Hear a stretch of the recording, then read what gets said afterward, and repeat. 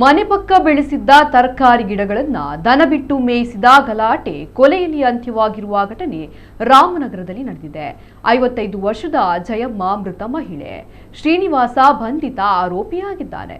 ಇವರಿಬ್ಬರು ಅಕ್ಕಪಕ್ಕದ ನಿವಾಸಿಗಳಾಗಿದ್ದು, ಜಯಮ್ಮ ಮನೆ ಪಕ್ಕ ಬೆಳೆಸಿದ್ದ ಗಿಡಗಳನ್ನು ಶ್ರೀನಿವಾಸ್ಗೆ ಸೇರಿದ ಹಸು ಮೇಯ್ತಿತ್ತು ಎಂಬ ವಿಚಾರಕ್ಕೆ ಎರಡು ಕುಟುಂಬಗಳ ನಡುವೆ ಜಗಳ ನಡೆದಿದ್ದು, ಈ ವೇಳೆ ಆಕ್ರೋಶಗೊಂಡ ಶ್ರೀನಿವಾಸ್ ಜಯಮ್ಮನ್ಗೆ ಕಪಾಳಕ್ಕೆ ಹೊಡೆದಿದ್ದಾನೆ.